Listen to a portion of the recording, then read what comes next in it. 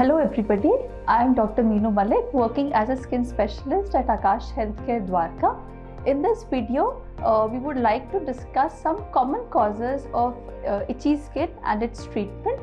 अगर हम स्किन में खुजली की बात करें तो वो स्किन की बीमारी के कारण हो सकती है या अंदरूनी किसी बीमारी के कारण हो सकती है। स्किन में जैसे कि मच्छर के काटने से, लाइस, बेड बग या स्केबीज की वजह से खुजली हो सकती है।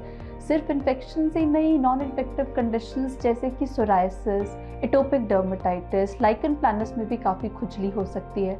हमें ज़रूरी बात का यह ध्यान रखना है कि इन कंडीशंस में हमें स्क्रैच नहीं करना है। अगर हम स्क्रैच करते हैं तो नॉर्मल स्किन पर भी नए बीमारी के दाने बनने के चांसेस रहते हैं। अगर हम अंदरूनी बीमारियों की बात करें तो लिवर की बीमारी, किडनी की डिजीज़ या हाइपरटेंशन, डायबिटीज़ की वजह से भी स्किन में खुजली हो सकती है।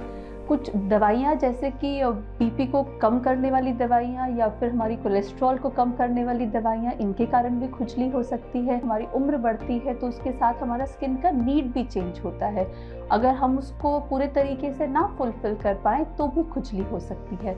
कई बार किसी नर्व पर दबाव पड़ने के कारण या उसमें चोट लग जाने के कारण या किसी बीमारी के कारण भी खुजली हो सकती है। ब्लड की कंडीशंस जैसे कि अनीमिया या पॉलीसाइथीमिया के अंदर भी खुजली हो सकती है। पॉलीसाइथीमिया में खास करके नहाने के बाद इंसान को काफ़ी खुजली महसूस होती है। इसके अलावा कभी किसी दिमागी बीमारी के कारण भी खुजली हो सकती है। अगर हम ट्रीटमेंट की बात करें तो सबसे ज़रूरी है कि हम खुजली के कारण को जान लें और उसका सही से इलाज करें।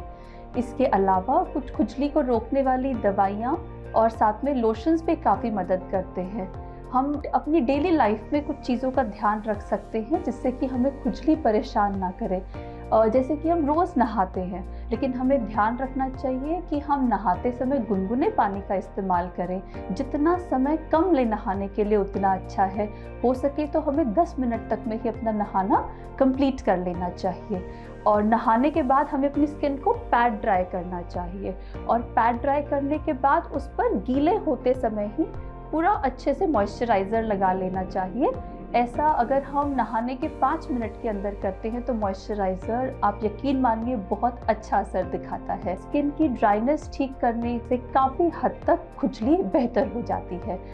वैसे हम कहते हैं कि अगर आप फ्लूइड इनटेक बढ़ाएं तो खुजली बेहतर रहती है, लेकिन अगर किसी को हार्ट की बीमारी के कारण डॉक्टर ने फ्लूइड कम लेने के लिए कहा हो तो उस कंडीशन में आप फ्लूइड रिस्ट्रिक्टेड रखें, लेकिन आप स्किन को बार बार मॉइस्चराइज़र लगाते रहें। ह्यूमिडिफायर का इस्तेमाल करने से भी स्किन ड्राइनेस में मदद मिलती है।